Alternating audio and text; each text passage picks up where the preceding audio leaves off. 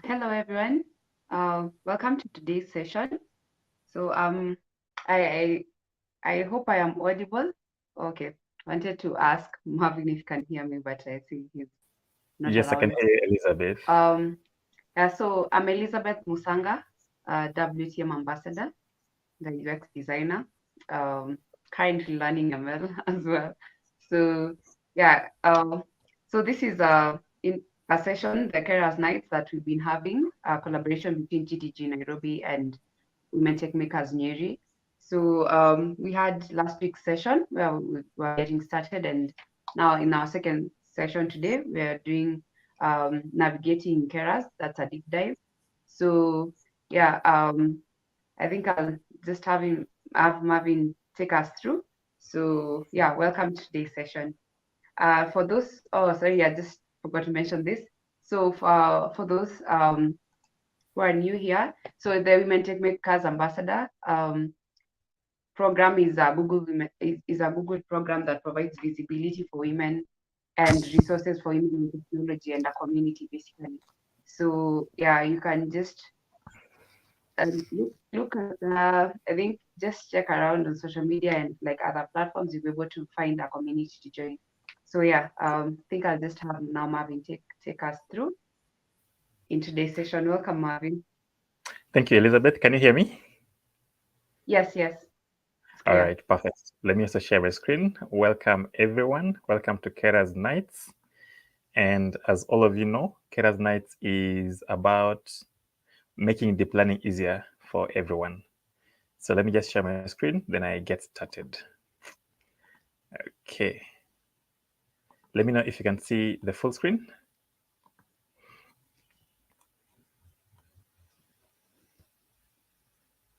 Elizabeth, can you see the full screen?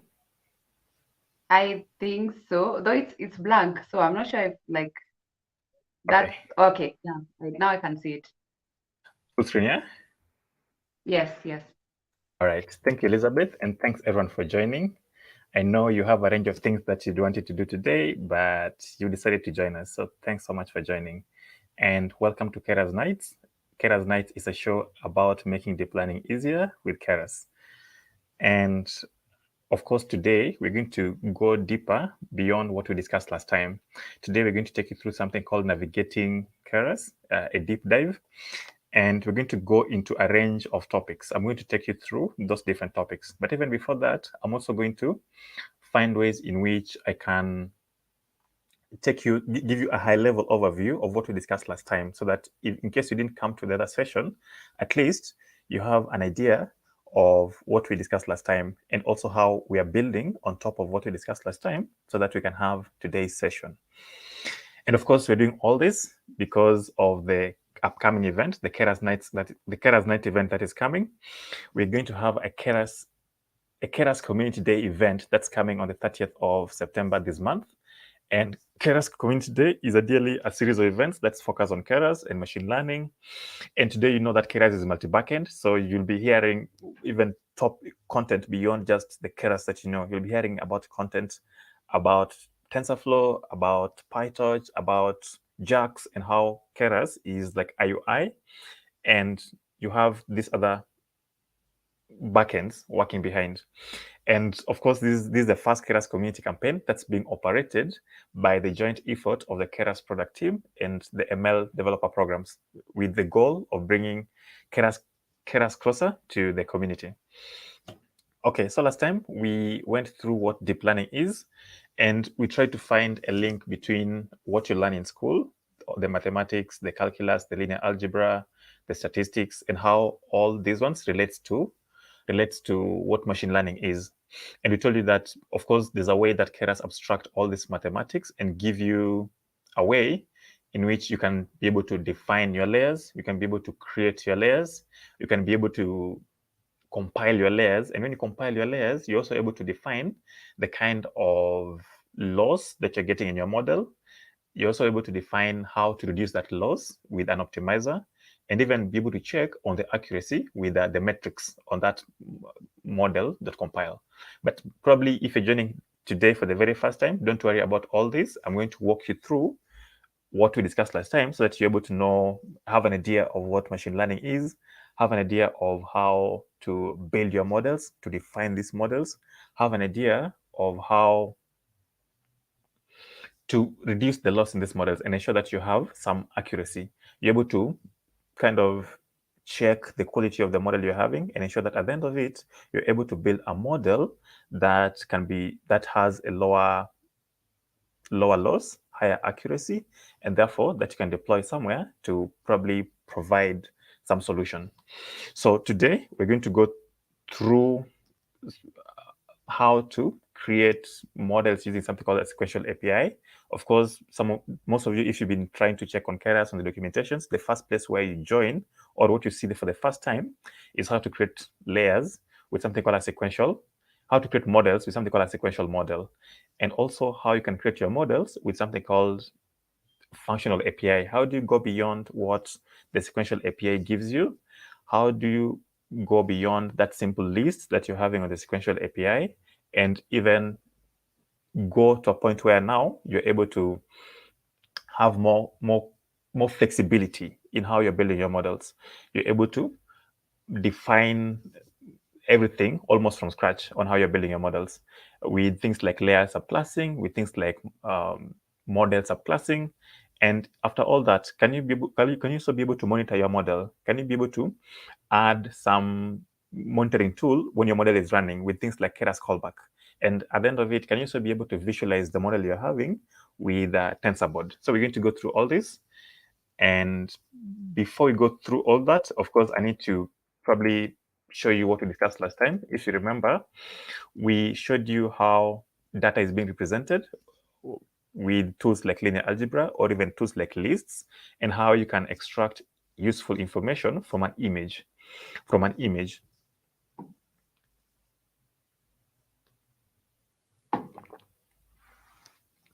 And once you have this useful information, you can have, let's say, input data from an image in the form of matrices, and then sometimes your layers may not expect the matrices. They may expect the vectors.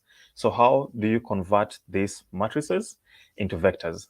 For example, if you have an image of 28 by 28, let's say 3 channels, how do you convert it into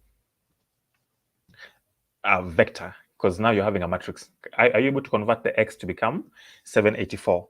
Let me grab a pen. Today, at least, I can be able to grab a pen and point something. Liz, can you see my pen?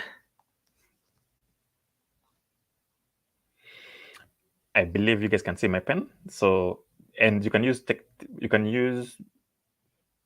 able to, for example, here you can see you have 100 images, and you're also having 787. You've been able to convert the 28 by 28 matrices into a vector, and now you're having 784. Ideally, multiplying 28 by another 28. So that's how you could represent an input data. That's how you can represent data from an image. And you're not just going to work with data from an image, you're going to work with a range of data. Of course, we talked about structured data and structured data, where structured data, you're having your columns and you're having things in a table-like manner. So you're going to have rows and columns with, on the column side, you can have a range of features, and then you can also have a target that you're having. And these features are the X values we're talking about. And then you can also have unstructured data where you're going to have images, you're going to have audio, you're going to have videos, and all these also, you need to find a way to represent them. But that's just how to do data representation. And then once you have the X value from the data representation, for you to be able to have or build a layer, of course, you'll have to have the entire equation. This is just a simple equation, but this is just to show you that probably maybe it's oversimplification, but at the end of it, deep learning is more, or in some sense, is just matrix manipulation. We are always going to find ways in which we can fit y as a function of x. We're always going to find, how do I put it? You're always trying to approximate y as a function of x, or try to get the best distribution that maps x to y. And I've already talked about X and how you can represent it from the structured data, the unstructured data. Of course, you have some bias here to help you reduce overfitting with it. And then you also have this one here. This is where you may have linear data or you may have a linear equation, but this linear equation may not be able to map some complex distribution. So you need to have ways in which you can have or add something called nonlinearity to your equation so that you're also able to map nonlinear distribution. So that's why we're having this one here. And then, of course, you're also going to have your weights. We talked about this in the form of, how are we calling them? In the form of filters, where you could have a filter that runs on top of your image, and then when they run on top of your image, they'll be able to extract some useful information. And you'll be having like some two kind of matrices or two kind of vectors. You have the vectors for the X value or the ones for data representation. Then you also have you also have weights from the filters, like a Gaussian filter. And then you can be able to define like a range of filter from all this. But at the end of it, you're going to have an equation where you have Y is equal to a range of weights, some nonlinearity on it, then X, and then you add a bias to it. And of course, bias helps in reducing overfitting. I've talked about nonlinearity, this one here, and of course, there's a range of them. For example, here, there's one called rectified linear unit. And what it does is that every number below 0 here, every number that's below 0, it makes them 0. And if you check like these two images, you can see here that in this input feature map, you have some dark parts in it. But if you pass it through a rectified linear unit, you're going to see that those dark parts they're negated, or they become 0. But the entire idea is that nonlinearity, adding nonlinearity to your model ideally helps you to be able to learn some complex relationships. And you have a range of them. It's not just the ReLU alone. It's not just the ReLU one that you're using. You have a range of them. In fact, in the collab that you're going to go through, we're going to show you how to use the different ones. If you're working on a binary classification, you want to check if it's a cat or a dog, etc. You can use a sigmoid activation function. And also, you need to also use the binary cross entropy loss function. If you're having multi-class single label classification, you're going to use softmax and then use categorical cross entropy. If you're using multi-class, multi-label classification, you're going to use sigmoid and then have a binary cross entropy. And this gives you the nonlinearity part of it. You have the inputs part of it, you have the weights part of it, then you have the bias part of it, but then you also have the Y. How do you represent the Y? Of course, there are a range of ways you can represent the Y. One of them is being something called one-hot encoding, and one-hot encoding ideally helps you to handle the categorical variables that you're having. If you're having, for example, in this case, you can see that you're having red, yellow, and green. And you can create a table like this one, where every place you see a red, you put a one on it. In other places, you're going to have a 0 on them. So one-hot encoding creates a new column indicating the presence or absence of each possible value in the original data, like the one you can see here on the screen. Let's say you had apple, chicken, and broccoli, and then you want to do one-hot encoding to them. Of course, these are you have categorical variables. You can be able to draw another table like this one, where every place where something is true, you put 1 to it. So if an apple is true, you'll have 1 on it. If where chicken is true, you'll have 1 on it on the chicken, and broccoli where it's true, you have 1 on it. So that's how you do one-hot encoding. But of course, we're not just going to talk about layers, we're also going to talk about models. And a layer, as you can see, is when you're coding it, or when you're using when you're building a Keras model, you could see that it's an object that encapsulates. It's an object that has something called a state, and that state, most of the time, it's the weights that you're having, and it also has a computational ability on it. And that computational ability is just the forward propagation for the model that you're going to build. So this could be a layer. You can see it has a state, that's the weight of it, and then you have a bias on it, and that also could be like a weight, because you can initialize the biases as weights with 0. And then a model is just a graph of layers. So if you have more layers grouped together in a particular way, you're going to have a model. And there's a way that a layer helps you to do some things, and there's a way that model also helps you to do other things. But don't worry about this. When you go to the Colab, I'll show you the key difference between the two. And of course, once you've done your forward propagation with the layer, you're going to check on your training and the losses. You're going to check how good is your guess. Of course, you have the equation. You're going to try to make a guess. And then once you make a guess, you're going to check, how is my guess? How is it far away from the ground truth? Let's say this line here is the ground truth. And then these ones are your guesses that you've made. So you're going to figure out how these guesses are far away from this ground truth. So what you're going to do is that you're going to subtract this y naught from the original, this value here from the original value here. And then you can use different techniques to be able to get the loss. Some of them include MAE, others include mean square error, a range of them. So once you now have the loss, you can now try to figure a way in which you can reduce that loss. And the way to reduce the loss is by probably plotting a curve of the loss, delta loss, against delta weight. And if you have that curve, you're going to find something that looks like an inverted C or an inverted Gaussian distribution. But let me just say inverted C to make it simple. An inverted C. And then on this other side, you're going to be able to have like the maximum loss that you're having. And your goal is going to be able to reduce this loss, or to find ways in which you get the best weights and biases, the best sets of weights that gives you the least loss at this particular point. So at the beginning of it, you are at that 5.25, and you have like the maximum loss. But your goal is going to be, how is my weight sensitive to, how am I weight sensitive to the loss? If I add some small amount of weight, if I reduce some small amount of weight, how does it affect the loss that I'm having? And at the end of it, you're going to arrive somewhere here where you have the right sets of weights that gives you the least loss. And one of the tools to use is stochastic gradient descent. They're optimizers. Then they're going to help you to go down and reduce the loss that you're having.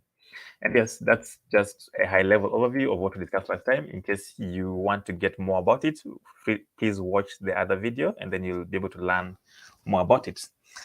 Okay, and also, we tried to find ways in which we can relate, or we can translate these key deep learning concepts into what Keras is and what TensorFlow is. And we told you that the mission statement of Keras is to give you, the developer, some kind of unfair advantage, in the sense that you don't need to create your entire machine learning architecture from scratch. Of course, at least if you're using the sequential layer and the functional API as well. So in some way, it allows you not to create your machine learning architecture from scratch. You'll be able to have these reusable, small, cool elements that you can use in Keras. But also, in some way, if you want to build complex things with Keras, still, it gives you the ability to build them.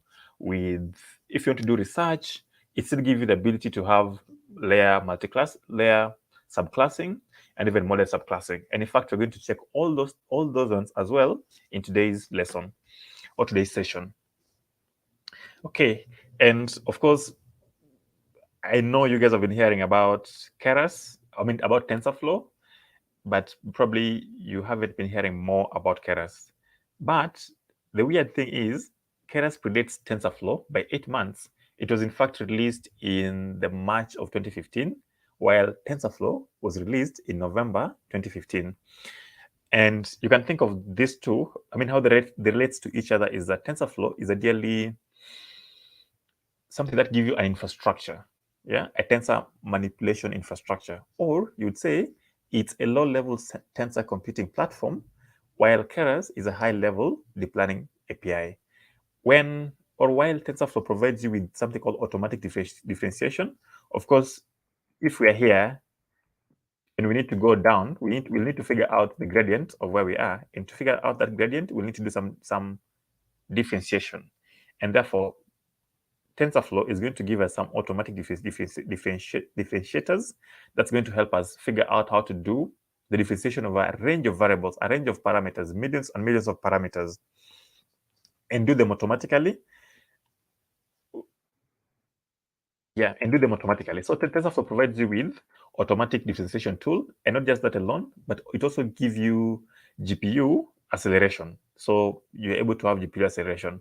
So you could think of it as Keras provides you with a number of features that make it easy to use the automatic differentiation that the TensorFlow is having. So how do I put it? It gives you this reusable. It makes it easy for you to easily define your neural networks and give you a range of built-in optimizers and built-in loss functions that you can use. So you can be able to use the built-in optimizers, the built-in loss functions. Then TensorFlow can give you an autograd engine that helps you do the differentiation. Okay, and you can see that at least now you get the difference, or you see how the two shakes hands together, or the two works together. And by the way, today we have something called Keras Core, and Keras Core help us to go back to something called multi-backend Keras. And with multi-backend Keras, we don't just have to stick to TensorFlow. Today, if you're good with PyTorch, you can be able to have Keras as a front end and use TensorFlow as a backend, or PyTorch as a backend, or even JAX as a backend. So you don't have to always just use TensorFlow. You can always switch the backend depending on your needs that you'd want. But that's the relationship. TensorFlow provides you with the layers, the models, the optimizers, these reusable things that you can have, while TensorFlow gives you the tensor manipulation infrastructure. Okay, so probably you could go to our collab, and before you go that, maybe I could just give you like a short introduction of how you could build your models with Keras. Of course, there are three key ways that you can build your models with Keras. One of them is the Keras Sequential API, and this is the most common one that you usually get into when you want to probably get started with Keras. And it's the most approachable one. It's ideally a Python list that you can pass into the sequential model when you're building your layer. I'll just say it's a Python list, and in some way it makes the entire thing the most approachable one. But if you want to have some kind of flexibility, or a midpoint between flexibility and usability, you may want to go and use the functional API. In fact, the functional API is the most commonly used way of building a Keras model. And it focuses on having a graph-like architectures when you're building your model. Don't worry about this. When you go to the collab, you'll be able to see how we define our layers. And after defining the layers, you'll also be able to see the graph. We'll be able to plot it. Keras has a nice tool called keras.utils.plot model that you can plot the model and then be able to see how the model looks like, the one you're trying to plot. Also, if you want to write everything on your own from scratch, you can be able to use the model subclassing. It can give you a complete control of your architecture, and you'll be able to write almost literally everything from scratch. But of course, you want to be able to access the inbuilt features from Keras. You may have some risks in making mistakes, but if you're a researcher, maybe can be a good tool for you. So yeah, so if you are just getting started, let's say you're a novice user, you want to do simple models, start with Sequential API and have built-in, use also the built-in layers. If you are an engineer, you have a standard use case, you may try to use Functional API together with built-in layers. But if you're an engineer who have some niche use case that's very specific and requires some bespoke solutions, then you can move from just building functional APIs with built-in layers to now functional APIs with custom layers.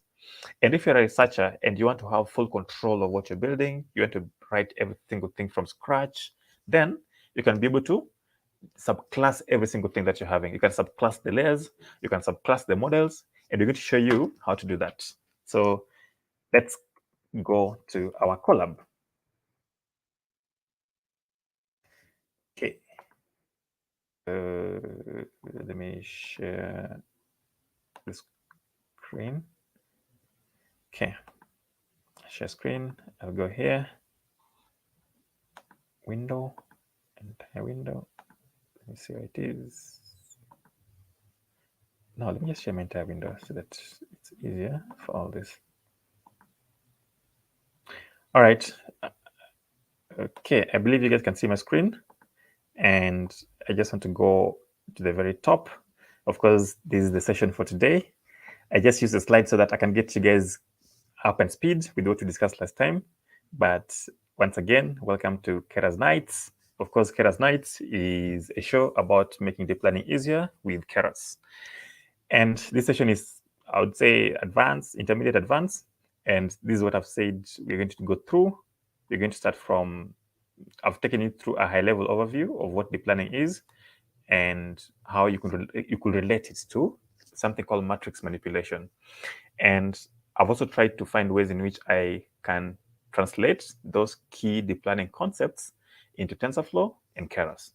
And today I'm going to show you how you can subclass you can use the function, the sequential API, how you can use the functional API, and how to even go beyond that and use model subclassing and use layer subclassing. So let's start with it then.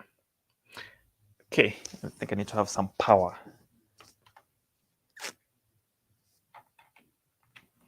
All right, so this is just what I've talked about, where, of course, there's some pre-work that you always need to know, or these are some, how do I call them? Let me move. Okay. Let me just, I don't know why it's always hard to move the screen here. Okay. These are just some pre-work, prerequisites that may help you to have a better understanding of what you're talking about. But the entire idea of this thing is that you're going to have some set of features. And then you're also going to have some set of labels somewhere. And you're going to try and figure out the relationship between these features and these labels. So let's say X are the features that you're having in your data set. This X that you're having here. So those are the features that you're having, and these are the labels for them. And your goal is going to figure out a relationship between the X and the Y. And you could look at the two, see how X and Y relates to each other. But if you check on it, of course, you could see clearly that you have 1. If you multiply 7 by 1, you get 7. If you multiply 7 by 2, you have 14. If you multiply 7 by 3, you have 21. And therefore, looks like 7 is the gradient somewhere. And then you have, the question will be y is equal to 7x. But you'll see that there's a clear relationship between this and this, so that to a point where now if you have 8, 9, and 10, you can plug it to this equation and be able to have it. Ideally, you've been having some data, and then you train with the data, try to figure out the relationship with them. I know some of you like football, and the guys who play football, of course, they train a lot together. They train a lot together to a point where when they go to a match somewhere, when they go to play a match somewhere, they almost know how someone is going to bring them, where someone is going to bring them the ball, because they've been training together, they've been playing together, they have some kind of relationships together. They know that if I run this way, the guy is going to bring me the ball, and I'm going to get in that particular place. So they can be able to predict where someone is going to send them the ball. That's the same way also machine learning learns, in the sense that you have a set of features, you have a set of labels. These two things are going to figure out a relationship between each other, and that relationship is going to be trying to figure out the weights, that are in between, to a point where when you know the correct weight that defines x and y, then you can have an equation where if you bring any value of x, then you're going to have a y. You're going to be able to predict a new y that you want. So we're always going to try to figure out what the weight is. Okay. All right. So you can be able to use the normal Python, but you can also go ahead and try to use NumPy, because NumPy can give you more tools, just as compared to just the one for Python. And you can be able to define your arrays, you can be able to do maybe the gradient, and then even plot the graph. So you could see how the graph looks like here.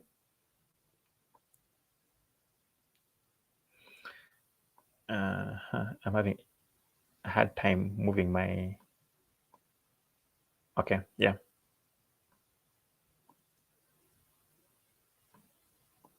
Okay, this is what I'm going to do. Not that. I'm going to come here, zoom. Okay. So first of all, you guys can see my screen well, and then I can also be able to easily move this here. So this is a graph I'm talking about. The y is equal to 7x.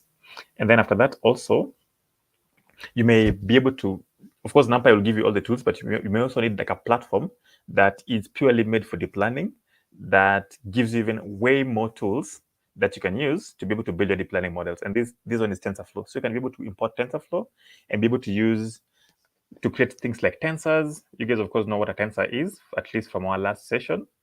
You can convert what you're having into TensorFlow tensors. You can see like the x variables. I can use tf.constant to convert that list into a TensorFlow tensor. Then I can print it. I can even check the dimensions of the same. You can see it there. But you guys could go ahead and just read more about these tensors. I also want to draw to your attention something called, where is it? Okay, a tuple. You guys, of course, I've shown you what a list is, and there's something also called a tuple. Of course, a list is mutable, but a tuple is immutable. And once you have this one, it means you want to be able to easily change it the way it is because it's immutable. And you're also going to see us use a tuple in defining the shape of our layers. So we can have like an input shape, then have a tuple on it.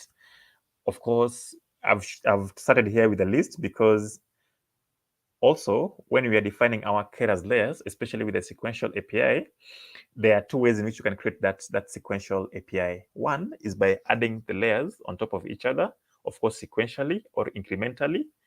And then the second one is by having a list of our models. Then this list of models, you can pass it inside a sequential model. So in case you're wondering why we started with the list, that's where we're going to use the list. So let's go.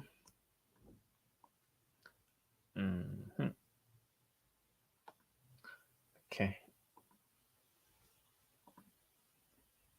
So let me move to the next one. I think I just need to stay somewhere and start coding. It's not fair struggling to pull this. Yeah, then the other thing I want to bring to attention is the concept of a class and the concept of inheritance and the concept of what a constructor is.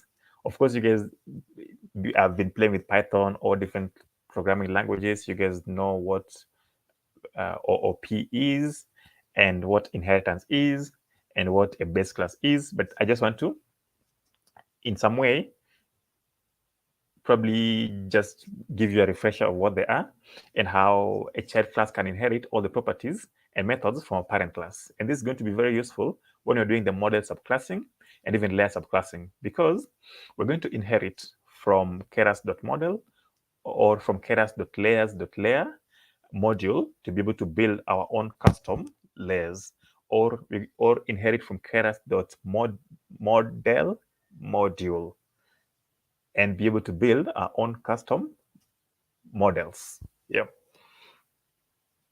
All right, so you can have a class. Of course, you guys know what GDG is. Probably I can also take this to be a lesson for GDG. You know, we have GDGs across the globe. And why is it taking time? I should have loaded it earlier. Of course, you know that we have GDG across the globe, and there's a place where you can come and connect with people and learn and grow. It's similar to what a GDAC is. The difference is just the GDAC is in school, but GDG is in towns and cities. And you guys can come together to just learn, come together to connect, to learn, to grow. And you can create a class where, and a class is basically a blueprint of what you want to create somewhere. So you can have a blueprint that defines what a GDG is. This is a platform for GDG. Of course, you come here to do the 3 things I've showed you. It's taking time to load, but the key thing is just the ones I've shared. You come, share, learn, network, connect. Anyway, let me go back to the code. That was so you connect, learn, and grow. You can have your functions. Of course, when you have a function inside a class, you call them methods. So you'll be having your methods here. And for you to, before you have a method that does something, of course, you need to have something that you need to do something to. you need to have before you have a functionality, yeah, you need to have some attributes, you need to have some variables, you need to have some, let me just say attributes, yeah. You need to have some data somewhere. So this data, for our case, we need to have the name of a chapter, we need to have the region where the GDG comes from. You can have GDG Nairobi in sub-Saharan Africa, you can have GDG London, I think from Europe, you can have GDG New York from another region. So those are just the data for our class. And a class is a way to have a blueprint of what you're building. So we won't really have like the unique things about that GDG, but we'll define what a GDG is. So we'll have a class of GDG, and then we'll have the data, the chapter, the region. Of course, to initialize all these ones, we'll need a constructor or an initializer. So we'll use this special method in the class to automatically run this when we create our objects. So when you, of course, you're going to have a class, then this class, you need to instantiate it into an object. And when you instantiate your object, this method should run automatically and create for you those variables, yeah? So here, we're going to call them parameters. When they're in class, you call them parameters. But when you are putting the actual thing, you're going to call them arguments. So you have a chapter parameter, a region parameter, and these attributes that you're having. And I've explained to you what init is. Of course, I know you guys know these ones. I was just giving you a refresher of what a class is. And then, of course, once you have the data, you need to have some functionalities that works on the data. And those functionalities includes what you're calling a method when it's in class, similar to a function. But the difference is just that the difference between this method and function is that in a function, you don't have this self. And in a function, you don't have the self. And this self ideally just refers to the class that you're having. It refers to the GDG class that you're having. And you can use this self to access the data that you're having here, or even access the methods that you're having on the class. So yes, that's a refresher about a class. And you can also be able to inherit things from a class. So I think I should be running them. Let me just check my runtime, change runtime. Okay, so I want to try some live coding today. So let's run this. I hope it won't take time. Anyway, as it runs, let me explain to you the next part. Okay, so here we're going to have what we're calling inheritance. So we're going to inherit all the properties of the GDG in our GDG Nairobi class. So we have a GDG Nairobi class, but we inherit from the GDG that you're having. Of course, you've seen what GDG was having. And then we're also going to do the similar thing, initialize some set of attributes of these an argument for GDG list. Yeah, and then I'm also going to have this super method to help me initialize the things for the other class, the parent class, which includes chapter name and region. And then I'm just going to have a method here that, yes, it shall run. I'm going to have a method here that can help me to update the mail podcast that we're having. Of course, these different GDGs, they run different all of them, people are coming there to connect, people are coming there to learn, people are coming there to grow. But there's some unique things that probably only GDG Nairobi and WTM Nyeri is doing. One of them being the Keras Nights. So because the Keras Nights is unique, we can have it in GDG Nairobi class. Let's say as a method here, and then we can be calling to check the episode or to update the episode that we're having for it. So, and maybe I could just run this one to just run the two. You can see the constructor. And if I call the connect method on the GDG, you can see it's giving me feedback somewhere. And remember, this method is on the parent class. So it means we can still be able to access things from the parent class. Of course, you saw. Wait, what's happening? Why is it hard to move this? Okay, yeah, the parent class, there it is. So I have this parent class, but I was calling GDG Nairobi for the parent class. Is it GDG Nairobi? No, I was just calling GDG. So ideally what I'm trying to do here is that I'm creating a variable called my GDG. And then in that variable, then also I'm instantiating, or I'm creating an object for GDG and then providing the arguments, the GDG Nairobi and the EME arguments. And then I'm also calling a method on that object I've created and then store all these ones in a variable called my GDG. Then I'm able to log them. I could also have a list of GDGs, a list of arguments that I want to pass on it. And this is going to be very useful, especially when you are doing the sequential layer. So you're going to see how we can create a list of dense layers. And of course, these dense layers or this list of layers, we're going to create them. We're going to, the objects that we're creating from a dense class, but you're going to see them. Don't worry, when I reach there, you'll see them. So we have GDG lists, we have GDG Lagos, Cape Town, regions where they are. It's like a list. You can pass the list to it, just passing the list. You can also have, okay, I've run it here. I can also pass it here. I can call this method as well.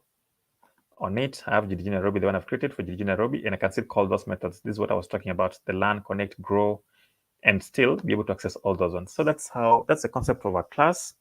That's the concept of a constructor. You've seen how we use a constructor.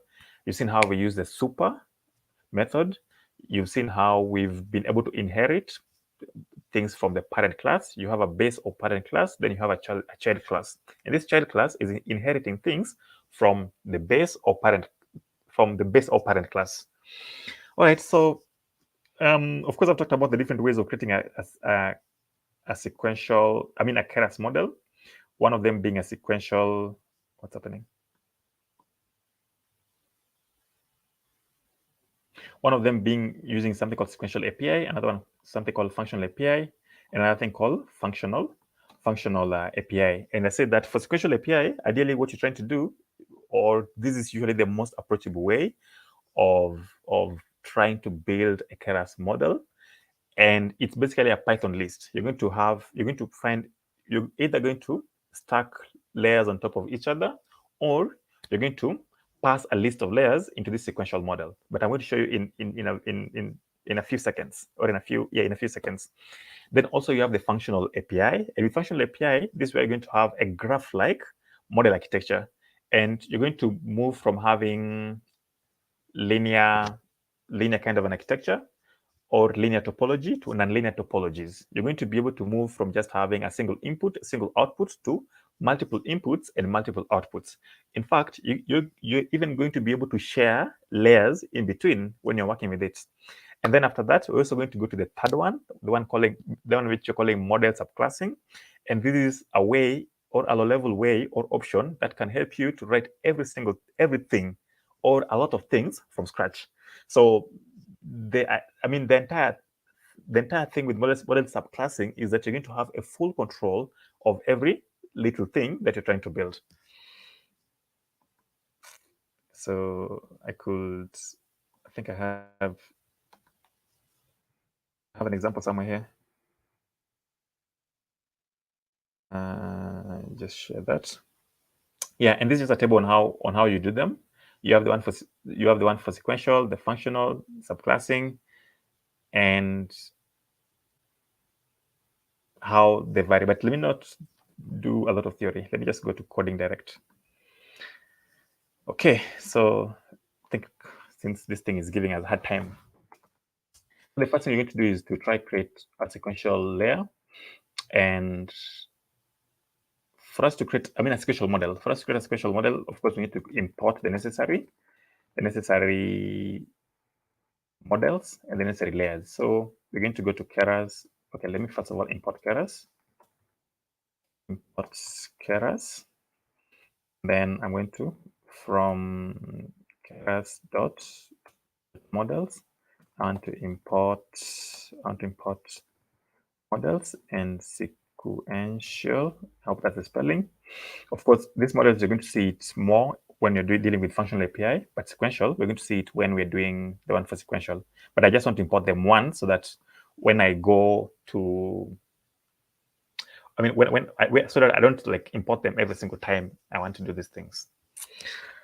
Okay, then I'm also, so this one is a module, and this module, you have keras.models in it, and keras.models has classes in it, and these ones are the classes that I'm trying to import. So of course you need to remember the lessons about the classes we talked about. Then I'm also going to go to keras.layers. I'm going to import and to have a an input. I'm going to use input on the API and to import dense layers. You guys know what a dense layer is. This is where the neurons of the previous layer are all connected to the neurons of the next layer. It's a fully connected kind of network. So input, there's also activation class that I need to import. There's also dropout. I won't use it. I'm just showing you the different things you can import. Did dropout or dropout filter? Dropout, which one is remaining? There's flattening. If you're working with an image and you want to convert the matrices into vectors, I want to import concatenate. Oh, I'm getting the spelling correctly. Concatenate correctly. Yeah, so let me just see if there's something I'm getting wrong. What's happening? This is model, not models. Okay, we're good. All right, now I have my layers. So, and the two ways to create a sequential model. One is by adding the layers incrementally. So the first thing we're going to do is we're going to create a variable called model, and then we're going to differentiate that the sequential. We're going to create an object and show, yeah, like that. Okay, we have a model. And then we're going to, in this model, we're going to add a layer. I want to add a dense layer, and then this layer, it needs to have, I want to give it some neurons, let's say 64 of them, and then I need to have some kind of activation function. I want to use relu. I could even give it a name. I can give my dense layer a name, but let me just make it simple for now. And model.add, I also want to add another dense layer. Oh, I know what I want to do. No, let me just go this way. I'm writing this one from the head without a guidance of the architecture that I need to follow. So in case you see me take time, don't worry. Then I can just do a relu as well. So yeah, so I have this first model, second model, then I may need to have an output model dot an output layer. So dense. Then depending on the type of tasks you're doing, if it's a classification task, let's say a binary classification tasks, you'll have a different activation function. So let's say I want to do a binary classification. I'll have one there. Then my activation function is going to be a sigmoid because I'm doing a binary classification. Okay, let's see. All right, so in that way, you've been able to create a sequential model. You could plot it, but before you plot it, I think you need to build it. Model dot build, and let me just do that. You need to build it. So, okay, let me just give you that point. Okay. Then, so these are to create a sequential model, and what you're doing is just you're adding the layers incrementally on top of each other. The other way is to be able to create a list of layers, and then this list of layers, you can be able to add it into the sequential model. So I could have, how do I put it? I could have, let's say, list of layers, and I create a list there. Then I could have these ones as lists here. Have them there.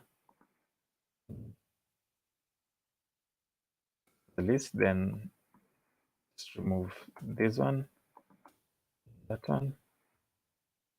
So I just want a list of layers. I don't want to add them incrementally. And I could have that one. And probably let's say this list of layers of ours is the multi-class classification. So here is going to we're going to have softmax. I hope the spelling is okay. So I have a list of layers here. This is the second way of creating a sequential model. Then once you have the list of layers, you can just go here, then create sequential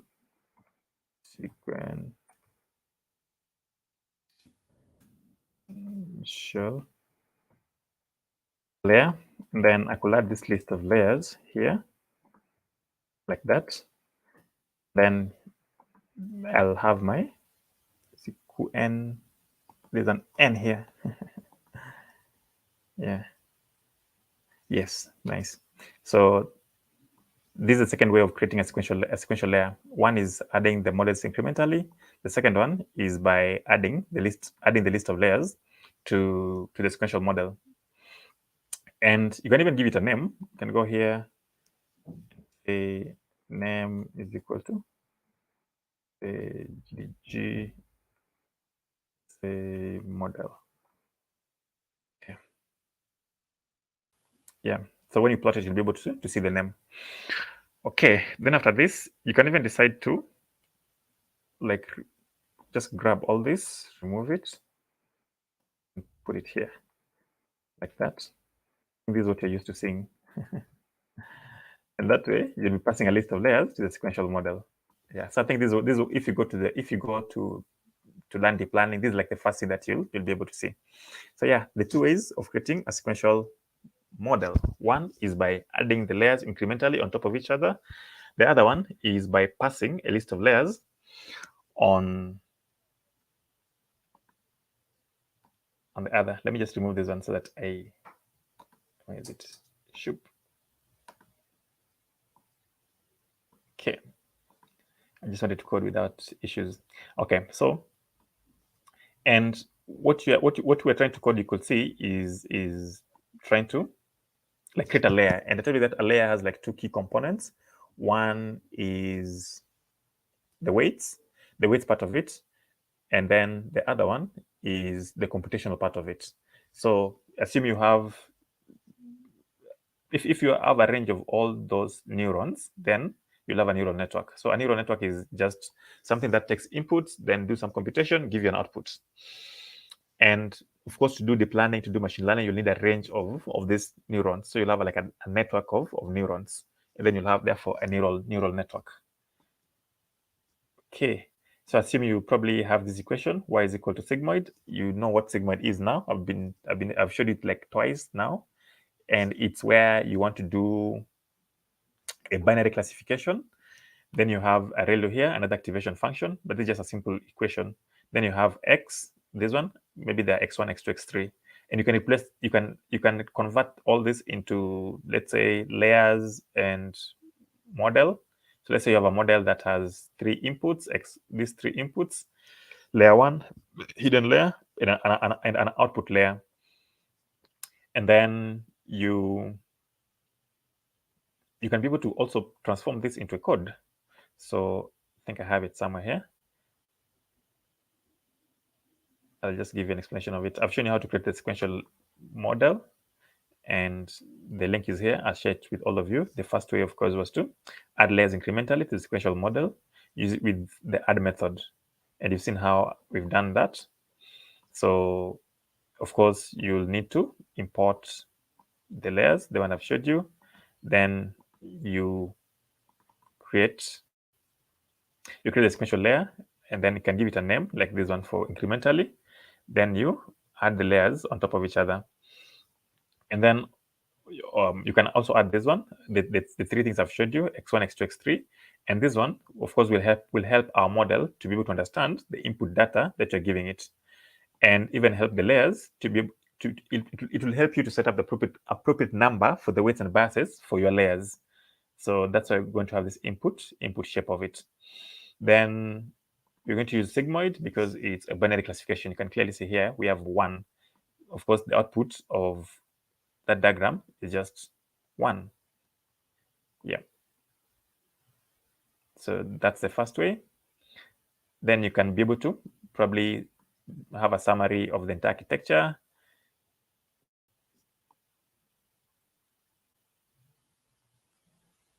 You can see how it looks like, the number of parameters, etc. The second way I've showed you is to pass a list of layers to the Sequential API. You can have, what's happening? You can have this list here, and this is the same thing that you're having there. You have two inputs, but this is the input shape that you're having. Of course, 3 features that you've seen. Then you have an output layer that is going to help you to do binary classification, either this or that. And then with that, you're going to use a sigmoid for it. Then you create your model. You instantiate your model, and then pass the layers to it. You can give it a name like this one, and you can save it. You can create a variable, then save it on that variable. Then you can see the summary of how it looks like, but this is just a second way of creating a sequential layer. Okay. So after that, the next one is using something called the functional API. And of course, this allows you to be able to create complex models that where if you want to have nonlinear topologies, you'll be able to create nonlinear topologies. If you want to have multiple inputs, multiple outputs, you can be able to create them. If you want to have shared layers, you can be able to create them. In fact, let's see if we can create one. So I've already imported the layers, the models that I need, and the layers that I need. So with the Sequential API, the first thing I'm going to do is to define my inputs. Let's say the first thing I want to do is single input, single output. Yeah. First thing I'm going to do here is define my layers. Then I'm going to create a model, and I can compile the model. And I can try visualize the model. And even plot a graph. I could also plot the model. All right, so let's have an input. Let's say input layer. Then we're going to use that input. We're going to create a variable called inputs. Yeah, this one here. And then we're going to associate our input model. You remember the input model we imported at the top there from the Keras.model module. We were able to import the input class. So we're going to create an object with the input class, and then this input is going to take a shape. We're going to tell our model how the shape of how this thing looks like. Let's say we have 8 features in this model of ours. So that's the input layer. And then I could also define maybe a hidden layer.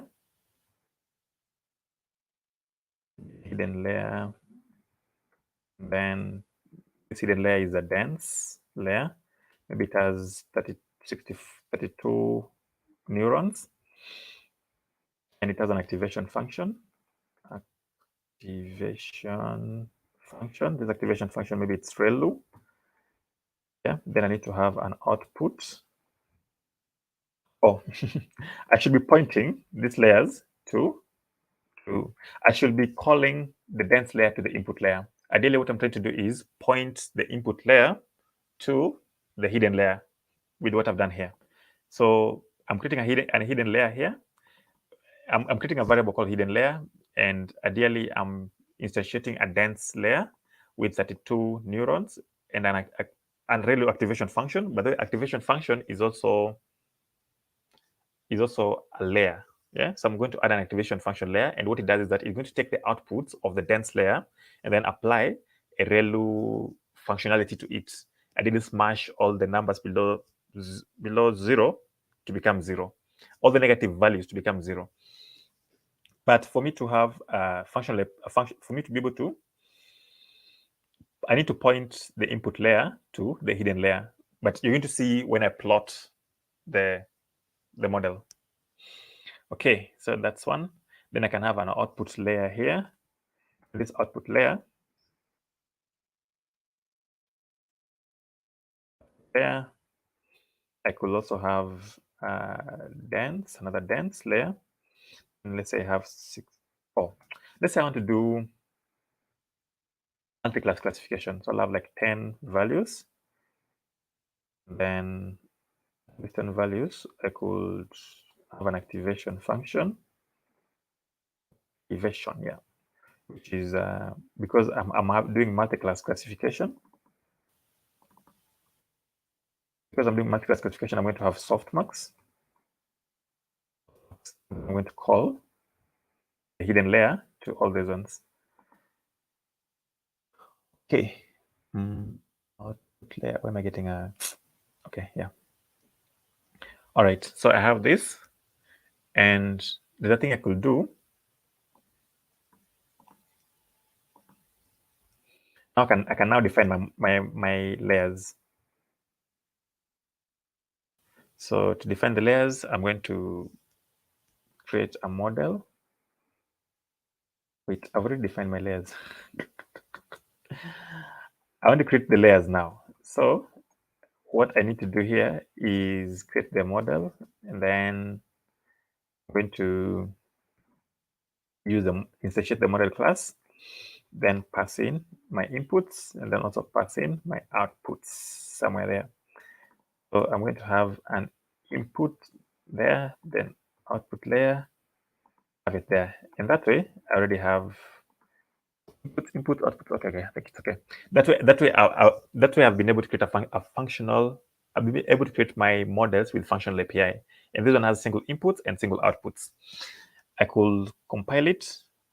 Let's say compile, but the lesson is not about compiling the layers. I could define a loss. Because I'm using what? Softmax. I'm using softmax. This should be categorical cross entropy. Categorical cross entropy. So that's the loss optimizer. We have SGD. Then we'll have what else? Metrics. We'll have metrics. The accuracy. I hope my spellings are correct. Okay, I hope everything's okay, because this is not the main lesson for today. Categorical.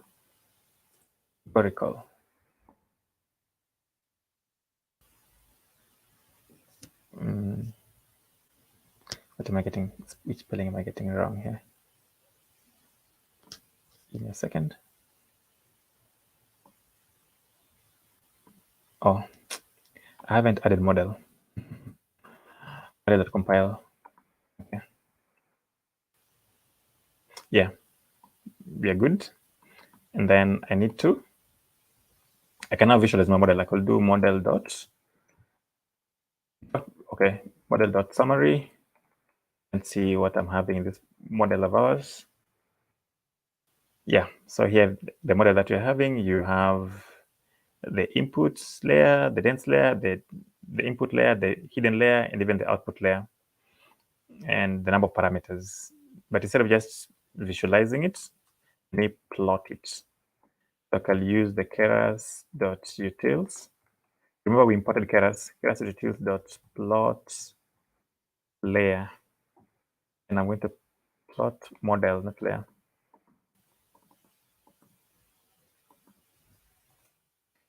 Plot model. Then we're going to have the model itself, and then a naming on how it should be saved. So let's say functional model 1.png. Okay, let's get us the details of plot model. Yeah. So let's run this and see what you're having. Yeah, so you can see how our functional layer, where we're having one input layer, then we're having a hidden layer, then you're having an output layer. But you can go beyond this and even create. Also, you can use, where is it? What's happening? Okay. All right, so you have this, and this input shape doesn't always have to be like this.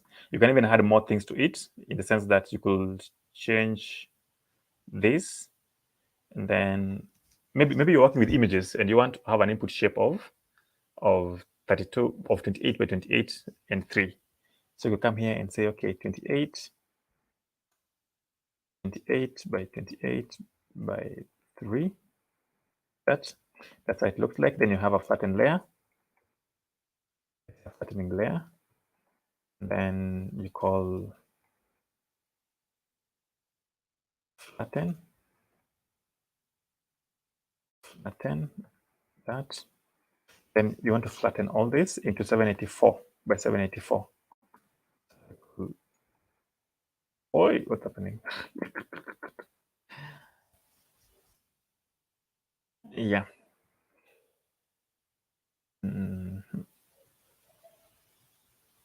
Okay, so I have this input shape. This is an image.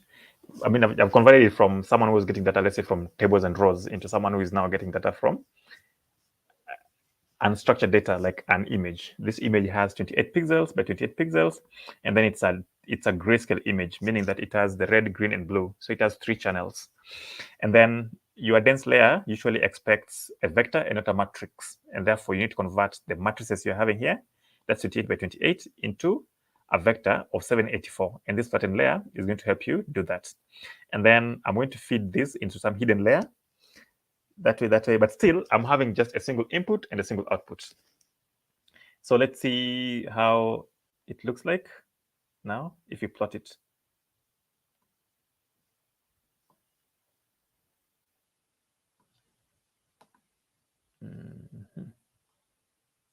Yeah, so that's how it looks like. Also,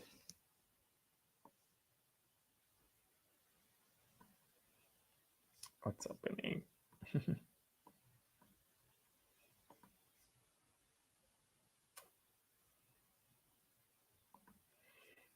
Moving this cursor is a hassle.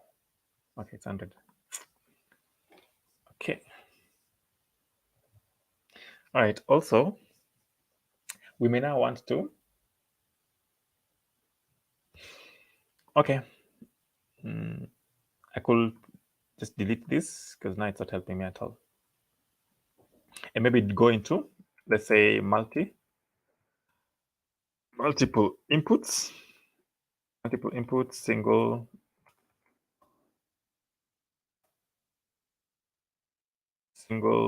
output. And I'll just almost do the same thing. So of course I'm going to start by defining the layers, and then I'm going to go into creating the model,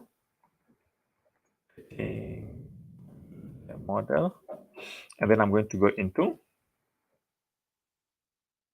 creating the model. Then I can compile it.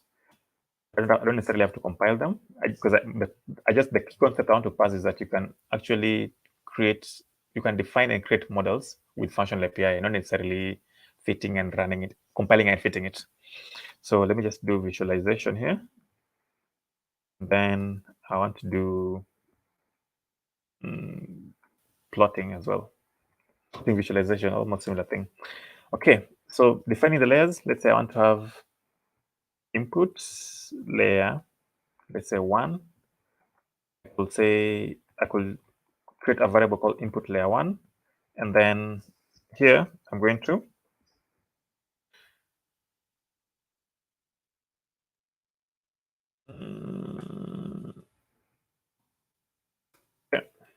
instantiate the input class and have an object called input, and then this object I'm going to have a shape.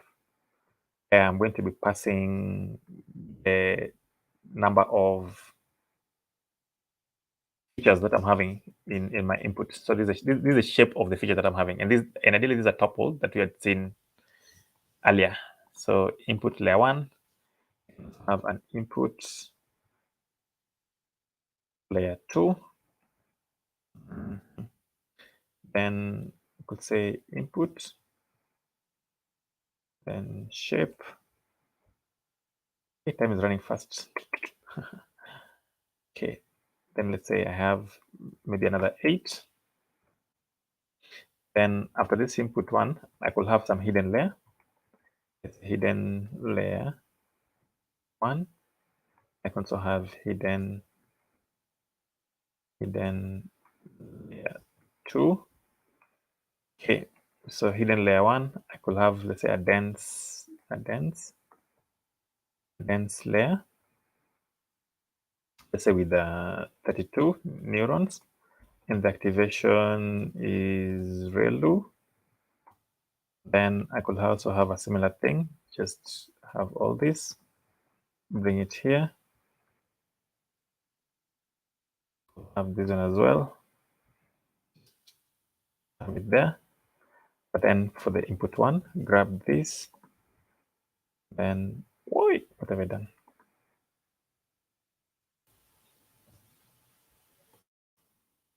Layer 1, then point input layer 1, hidden layer 1 to that. Right, so we have hidden layer 1 here, then we also have hidden layer 2. We're going to use that one there, then input 2, then have this one here. Then I'm going to point or call the dense layer on this hidden layer. So I'm just trying to create a graph of layers, which is different from what we were seeing on the Sequential API. So I have those ones, and then I could now create my output layer. Output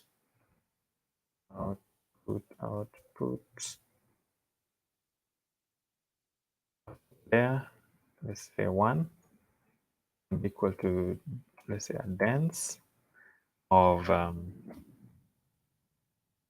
maybe, let's say this is a binary classification, so we have 1 there. And then after 1, I can have an activation function. Because it's a binary classification, I'm going to have sigmoid. Okay, hope so far so good. I need to call this. I need to call this one.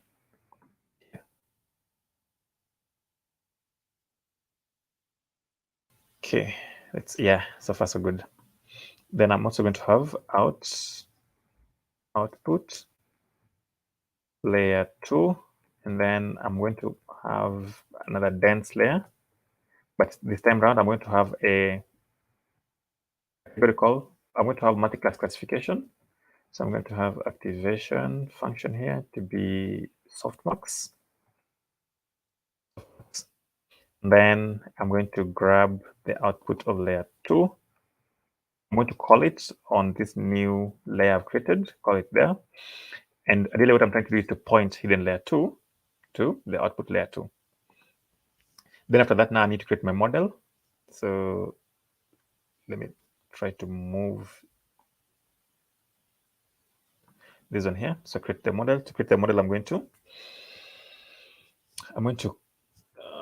model is equal to model into inputs, just similar thing we did last time.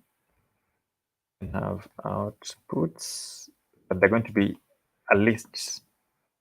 So a list of input layer 1, and then I'm going to have another input layer 2 here. In the outputs, we're going to have output layer 1, and then we're going to have output layer 2. We're going to put layer 2 there. Yeah, now we have our model. I hope everything is okay. Yes, everything is okay. Then maybe you can visualize our model. You can do a summary, but I don't want to do a summary now. I want to just plot it. We see how it looks like. So to plot it, we're going to utilize the Keras utils. .utils. Then I'm going to grab Keras utils dot plot model. Then I'm going to give it what's the name? Model itself. And I'm going to give it a name. Let's say multiple inputs, multiple inputs, multiple inputs, outputs. It's having two outputs, yeah. .png, say 1.png, and then I want to see all the shapes. Okay, let me just leave it there. Or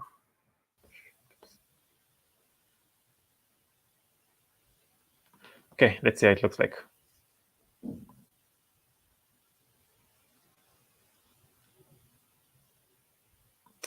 What's happening? Yeah, here it is. You can see it somewhere. Yeah. What's happening with this thing?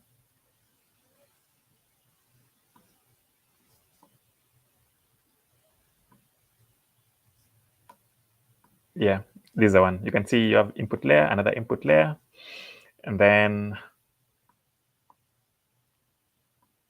you have output layer, another output layer. So one side we're doing a binary classification. The other side we're doing a multi-class classification. So you can all do this with the functional API, and then we can also decide to maybe concatenate layers, or I think because of time, let me just show you what I already have here.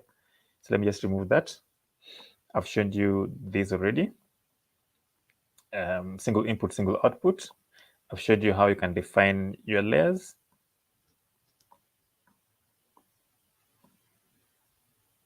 How to build a sequential model by incrementally adding the layers on top of each other. And then I've also showed you, we've also gone to the functional API, single input, single output. You've been able to see that where I import Keras.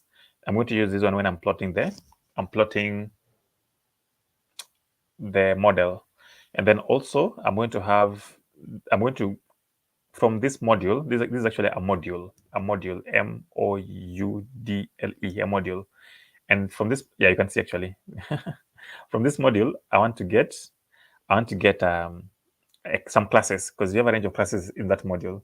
So I have the model class, sequential class. Sequential, I'm going to, of course, I was using it in the sequential API. I can even remove it now. Yes, I'm still here. What's wrong with you? And then also, and I'm not a robot, also in the functional API, I'm going to use the model. And then also from the layers, this is just for the models. And remember, a model is a graph of layers. And then from the layers, I'm going to get these classes. So this is another module where I can get all these classes, and plus a range of others. But I'm going to use a few of them here.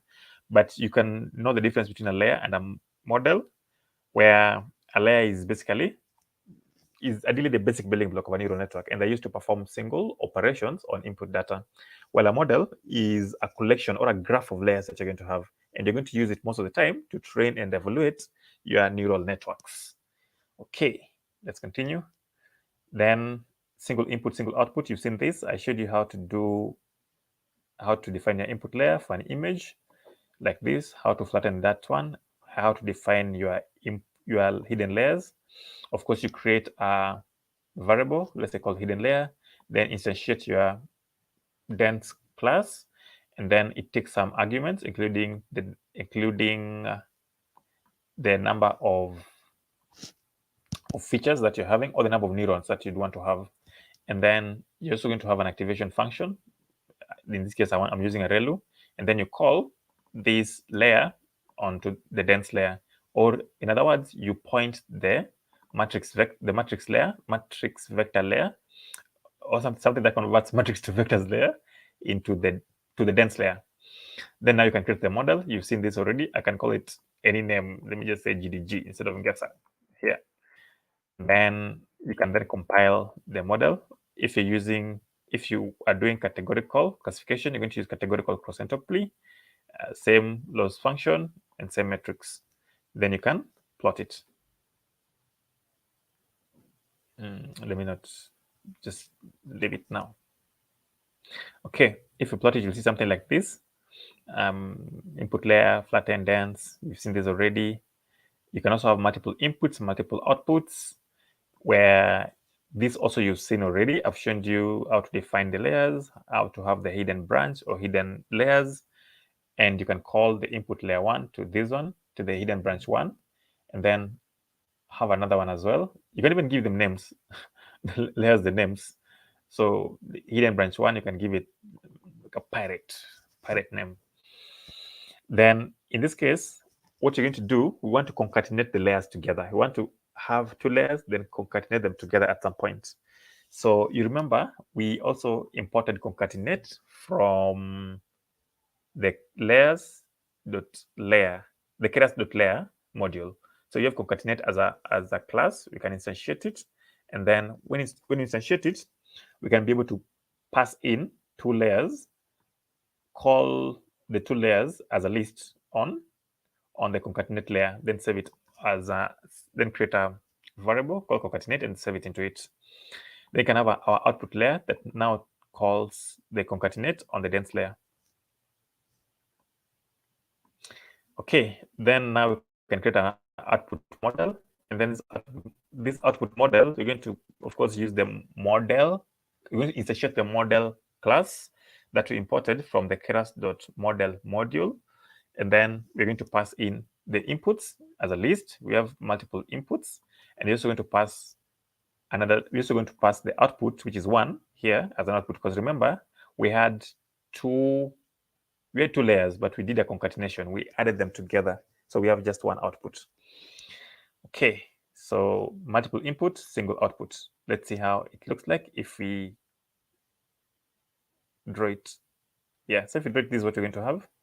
You have this input, this another input, and then you concatenate them at some point. Then you have a single output. Okay. Then the other way around is going to be having multiple inputs and multiple outputs. So how can you also have multiple inputs and multiple outputs at the same time in all these ones? So I could do the same thing that I've been doing. Instantiate an input class into an object. I could define the features that I'm having, and then do the same thing for layer 2. So input layer 1, input layer 2. And then for input layer 1, I'm going to have some two dense layers on top of it, of course, with ReLU activation function. And then now I have my first input layer with some two dense layers. Then I'm also going to go to input 2, then have the branch for input 2, then call the input 2 on this dense layer, then call branch 2 into this second dense layer. Then next one, I'm going to create an output,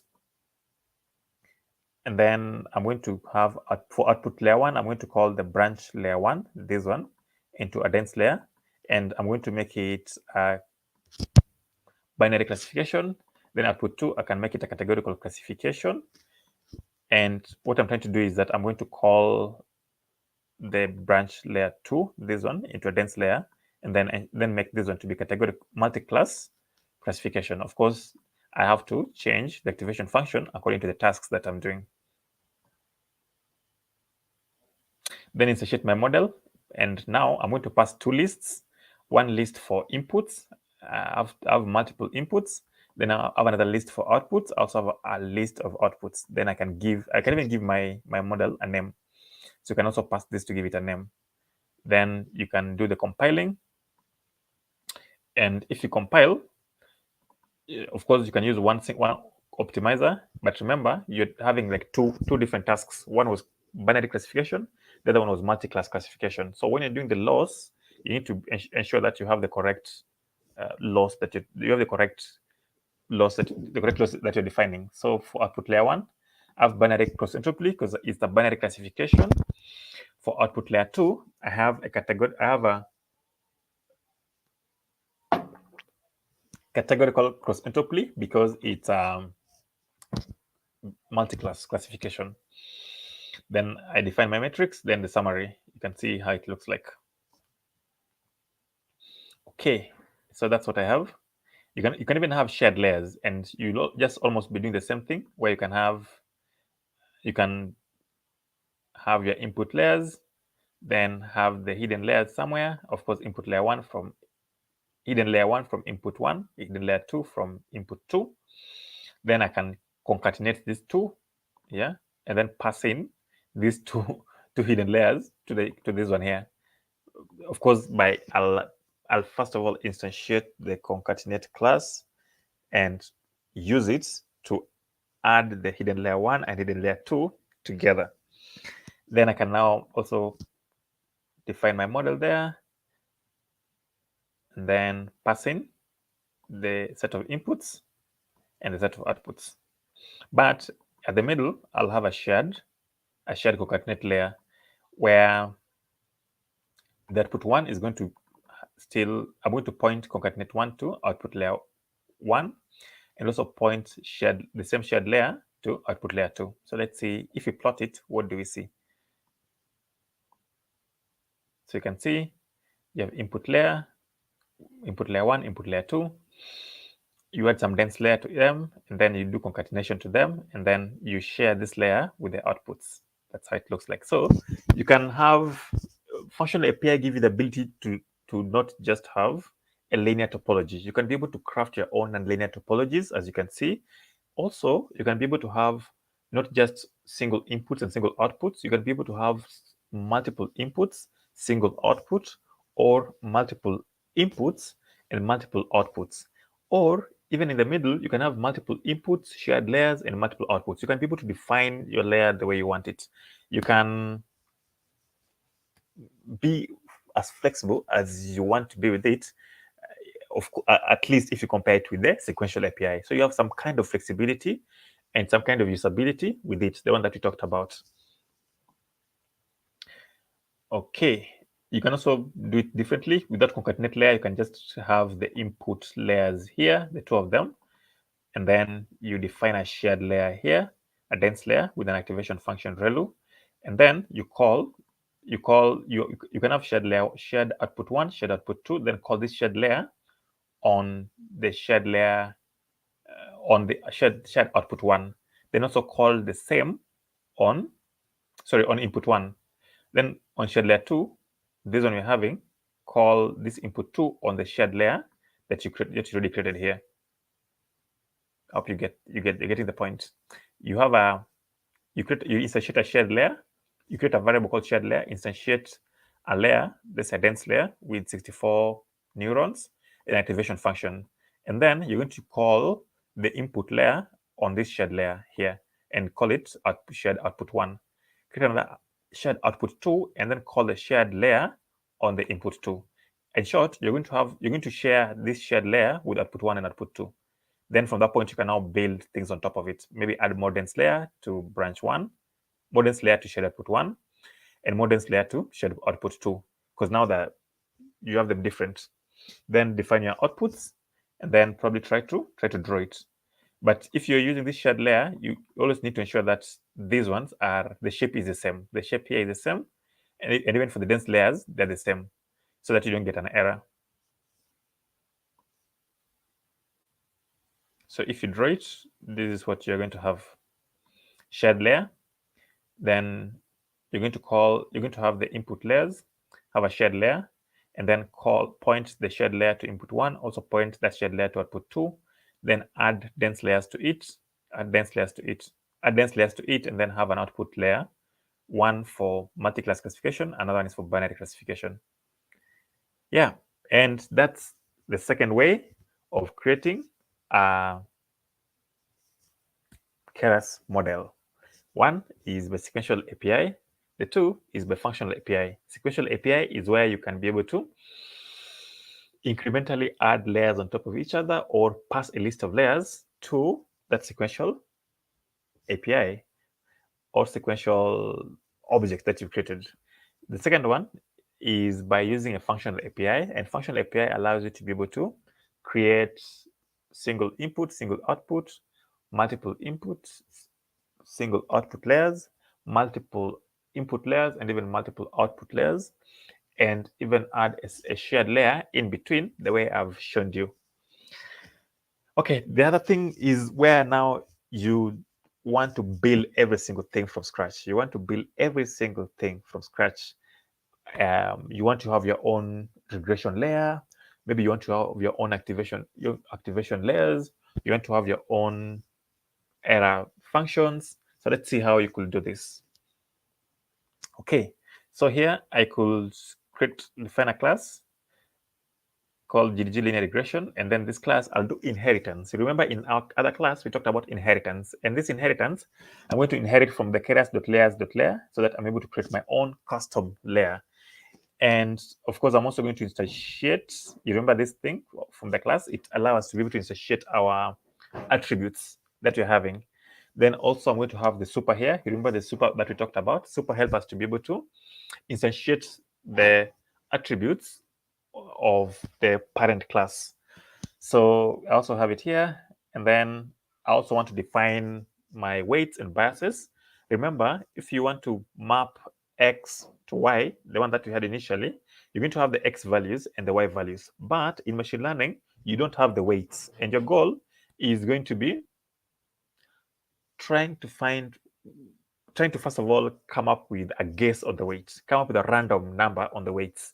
Then once you have the random number, you're going to figure a way in which you can tweak this random number to a point where you have the best weights that gives you the least loss. So first of all, we're going to define our random weights and random biases. Then once you have the random weights and random biases, we're going to make a guess. This guess, most of the time, is not going to be correct. Then once you have this guess, we're going to compare the guess with the ground truth or the true value. And then we're going to figure out how far is the predicted value from the ground truth. Then we can get the difference between them. That's where we're going to get a loss. Then once you have that loss, we can have a loss function where we draw a curve of our loss against the weight. And at the end of it, we're going to figure out how do we move down this curve so that we have the best weights that give us the least loss. So the first part of it is going to be coming up with random weights, defining our random weights and our random biases. So we're going to do it on the build part. And here we're going to use the add weight method, then add weights, of course, define the shape of it. I've talked to you about this one. These weights need to be trainable, true. And then also you need to initialize them randomly, of course, in a normal distribution or a Gaussian distribution. That's a normal distribution. So we need to define the weights, and ideally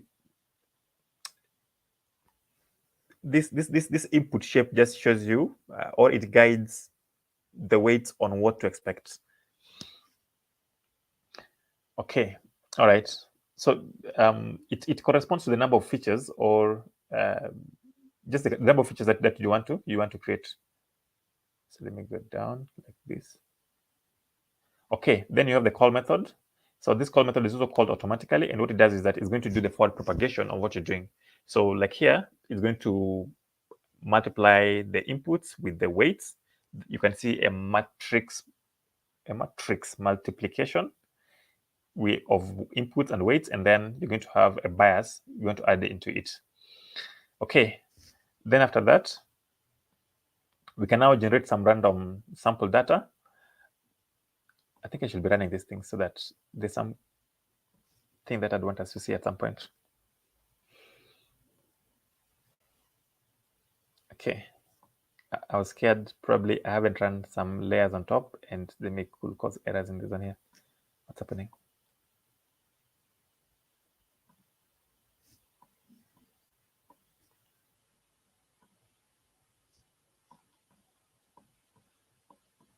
Yeah, then I can get some random data. What's happening? I thought I'd done this.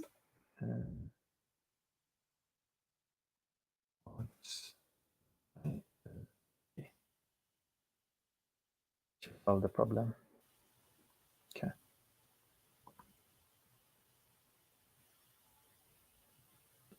Import TensorFlow as TF. There's something I haven't run on top. Import TensorFlow as TF.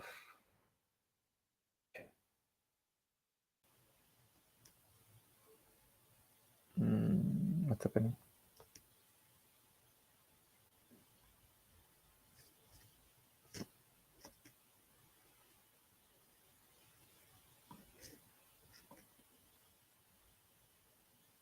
Why is it X defined? Oh, there's some layers I haven't run on top here that's causing all these ones. If I run all of them, then it should be good to go. If I go on top here and run all of them, then I won't have the errors. But let me just, you can see TensorFlow TF. I didn't run it. That's why I was getting the error down there.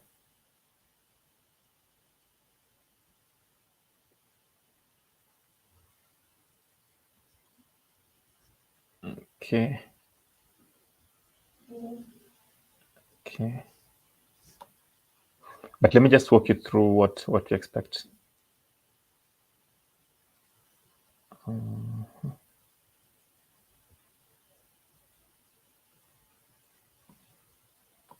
Multiple inputs, multiple outputs. Okay. Just tell them again. Okay. Just run them. Okay.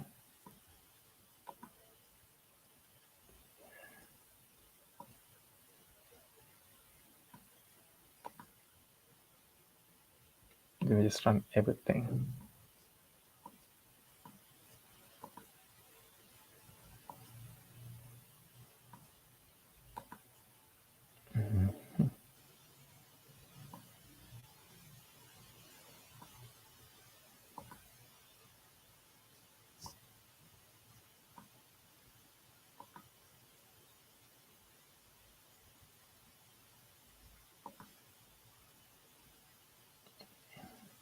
Yeah, I can see now it's running. In fact, I can even remove these ones so that it runs. Up is okay. Let me remove this one as well.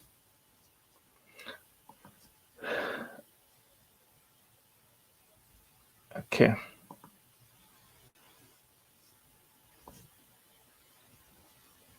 Yeah, so we can so already we have the linear regression model that we created, the customized one. We can now probably get it inside here. You remember the way you're having dense layers. Now you can even have our own GDG linear layer here and call it on it. Then compile it the same way we do the compilation and see what we're having. So if we run it, we can see here. All right, let me just take you back here again. We have a customized layer here, linear regression layer here that you've seen already. And our goal and what we did was to initialize some random weights and some random weights and also some random biases. Okay, random weights and then initialize the biases as 0, but all of them are trainable, meaning that if you do the gradient descent, we're going to be able to adjust these weights and biases to a point where they're able to give us the best sets of weights that gives us the least loss that we are getting, because that's the goal of it, the entire thing. So the funny thing here is, if I run, and then if I can insert the model and then pass in that layer that we created, the custom layer that we created, and then I can just have the normal optimizer, the stochastic gradient descent, and then this loss, then have those values here with 100 epochs. And if I run it, I'm getting 6.8 as the weight and 0.9 as the bias. But remember, our gradient or our weight was 7, yeah, and our bias should be 0. So here is now where we're going to start to think about how do we tweak our hyperparameters. What should we increase? What should we reduce? Should we increase the time of training? Will it affect these two values here? In fact, we could test it and see if it can affect those values. So instead of 100 epochs, I want to try 500 epochs. Let me see what we're going to have. So let me just run the 500, in fact, 500 epochs. Then we'll see. Where is it?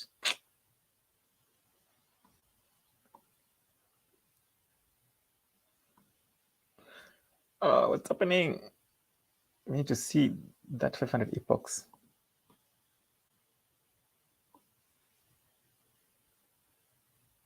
It's you have the results already. What's happening? Yeah, for 500 epochs, you can see now we have 6.9 here, and we have, okay, now this is better, 6.9 here, and we have 0.19. We are getting closer and closer to 7 and having bias closer and closer to 0.19.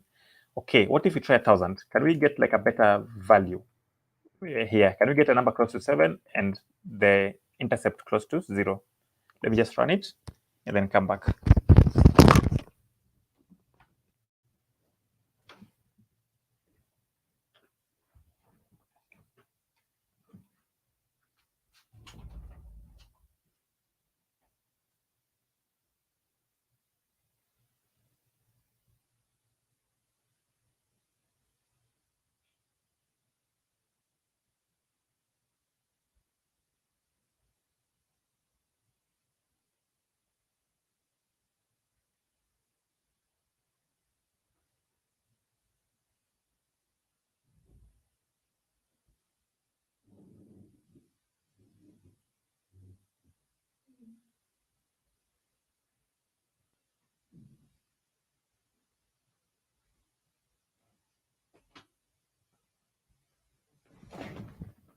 Okay.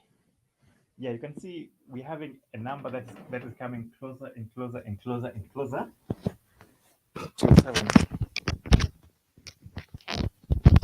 You can see that we're having a number that is closer and closer and closer and closer to 7. You can see now we have 6.9. In fact, if we increase this number of epochs and probably tweak things here and there, we'll have like a number that's very close to 7.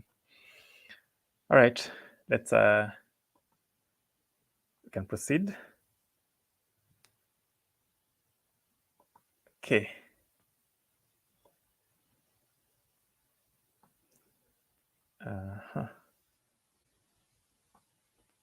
So let me just continue.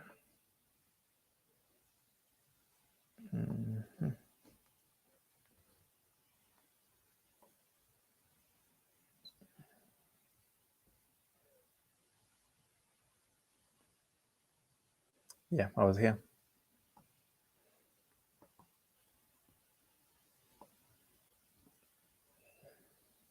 Then I can make predictions with it. If I make predictions, you can see I have a number 55. I want to make a predictions with the 8, 9, and 10 on it to see if it can give me the numbers that I want. Remember, we had y is equal to 7x. So 7 times 8 should be 56, but we're getting 55.98. And 9 times what? 7. Then 10 times 7 should give us 70, but we're having 69 here. So we're having a model that is learning the weights and the biases, and it's trying to adjust itself so that you reduce down the gradient and have a weight that is giving us the least loss. Okay. So yeah, I mean, that's how you can subclass your layers in the models. And you can also go ahead and probably create, let's say, a custom simple layer. Here's a custom simple layer we're having here. Similar concept. We have Keras, TensorFlow. I don't have to have this because I have them up there already. Yeah. Then I just do the same thing. Have initializers or constructors for my layer, my simple model layer. Then also do the same for what I'm inheriting, the keras.layers.layer, and then have some units and like some activations. Then also have the build side, similar to what I showed you already. I've talked about this already, so I don't need to talk about it again. That's the part where we do the initialization. Then I also have the part where we do the actual calculations. Then I can call it on my, I can now instantiate it the same way I was just instantiating the dense layers. Then I can have my activation function here, like this one. And yeah, be able to have my own custom layer that I'm trying to work with. I can even be able to compare the two, have my sequential model here, then have everything, single thing here, using my own customized layers. I'm not using the dense layers. I'm not using the activation layers. I'm not using the dense layers. I'm not using the input layers. Here, I'm trying to use the layers that I've created on my own. That from the layer subclass layers keras.layers.layer module. Then I can also compare it with what I'm having from this one. But you can go ahead and read more about layer subclassing. You can do the same with model as well. Let me just rush into it. I can see that we are out of time.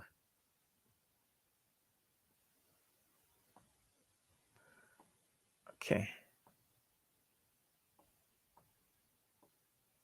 You can do the same with model, where you would create a class, and this class is going to inherit from keras.model. And then, of course, you're going to have your constructor. You know what a constructor is and what it does. You can see here we have an attribute called linear layer.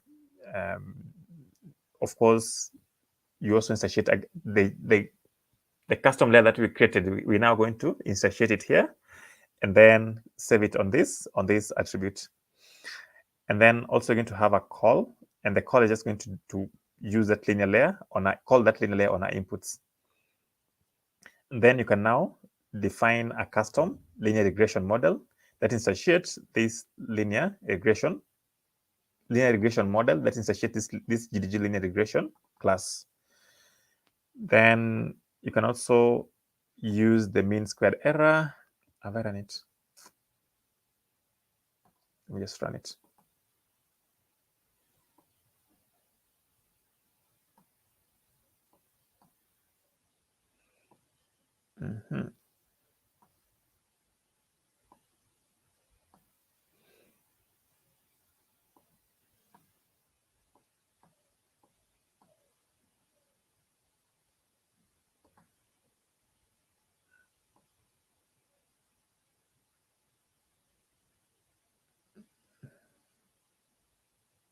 Yeah, then once I have it that way, I can get some data. Let's say I can create some data for the XY, the Y, the X data, X features, Y labels, then use that custom model and then fit it on the the data that I've created here, over 100 epochs.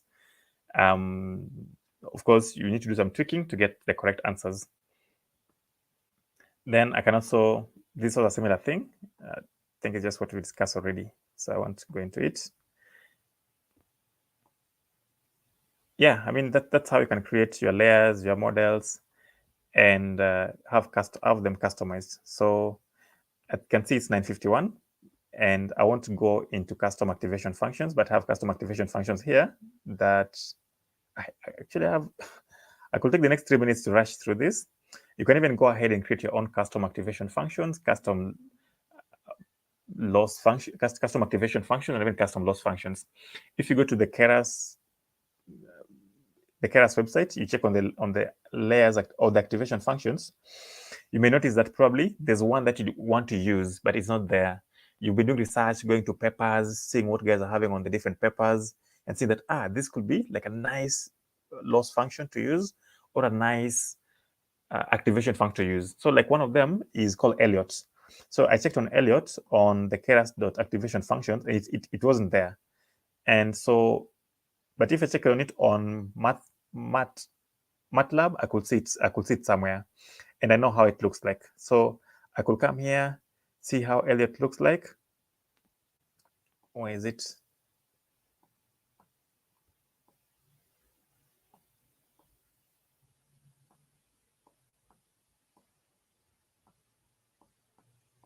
Moving these things is so hard. Okay. Yeah, there is it. Yeah, I could draw how Elliot looks like. I could create my own custom Elliot and then use it instead of things like ReLU, things like there are other activation functions that you know. So there are a range of others. You can customize activation functions. You can customize. There's even SRELU, but I want to go into them. So you can be able to customize all these ones and be able to have your own custom everything with Keras. So yes, if there's any question, I think I'll take it, but I can see that we are way past time. Let me go back here. I don't know, Liz, are you there?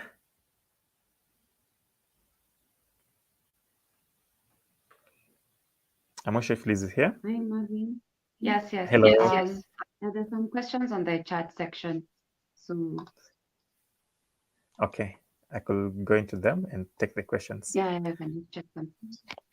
All right. So let me see the questions. Let me go up here.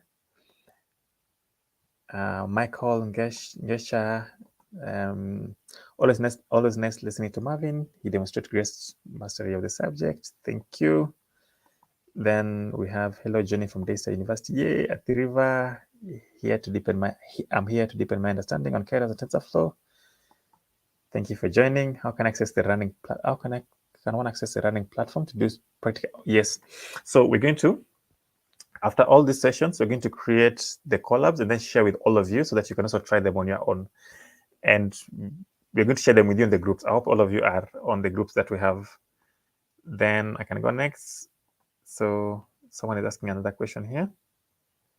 What's the easiest way to get your own custom metrics? What's the easiest way to get your own custom metric? Okay, so I think the easiest way is, first of all, to understand the metrics that you want to work with. Yeah, you need to understand, okay, probably from your research, because all this is going to come maybe from your research, which metric, if I apply somewhere here, will give me the best, will help me get loss as quick as I want. Yeah. And then once you have that, once you have that metric, then you can be able to use Python to just convert those mathematics into how a Python works. You can have like a class that defines how it will work, and then at some point you're going to instantiate it, and then use it on your part for compile. So you go to model.compile, then you have the loss. Then instead of having the inbuilt loss, you have that loss that you've defined there. Okay. I tried using an visualizer and got an error module, has no attribute to core. Any idea of how to troubleshoot this? I haven't used an visualizer, but I've been using the TensorBoard. In fact, we're supposed to cover TensorBoard in this lesson, but I can see that we are way out of time. We're going to have another Keras night session where we're going to focus more on the custom activation functions, the custom error functions, and even visualization with things like TensorBoard. So don't worry about that. We're going to cover it next time. But I've never used an visualizer. I've only used TensorBoard for visualization. You could try it out. You could just check on TensorBoard and see how to use it. And since Keras got a serious update, is it possible that some tools need to be updated to be compatible with Keras API? Yes, I think that the Keras team is working very hard. The Francois Cholet team, Ian, and the rest, I think they're working very hard to ensure that we have the latest. We have everything updated according to the Keras core.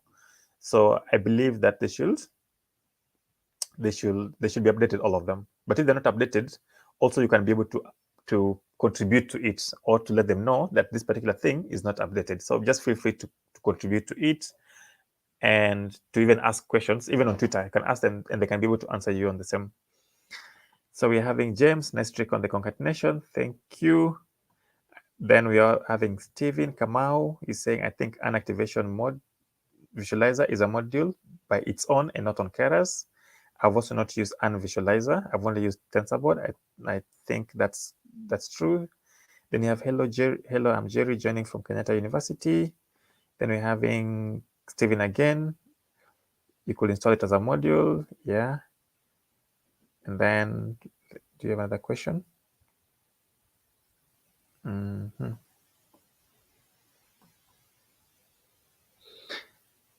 Yes, so I think those are the questions. So thank you so much for joining. Once again, this is Keras Nights, a show to make deep learning easier for all of you. At this point now, I'd want to hand it over to Elizabeth. Liz. Okay. Thank you, Marvin. It's been quite an intensive session, but at least, we got to see the live coding session. Yeah, and got to understand it better.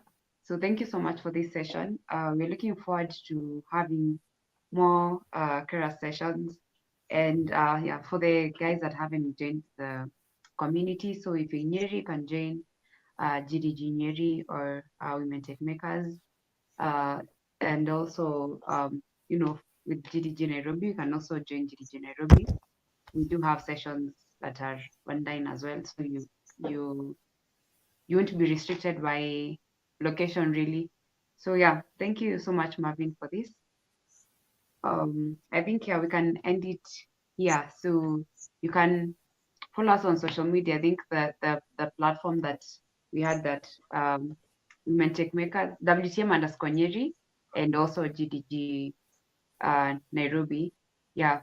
So I think it's in the shared, what do you call it? Yeah, it's in the poster that was being shared. So you just be able to see that there. So thank you so much. I guess we can end it now. Thank you, Elizabeth, and thank you everyone for joining. Next week, we're going to have someone from the Google AI team, so please ensure that you join us next time. But otherwise, thank you so much for staying with us up to now.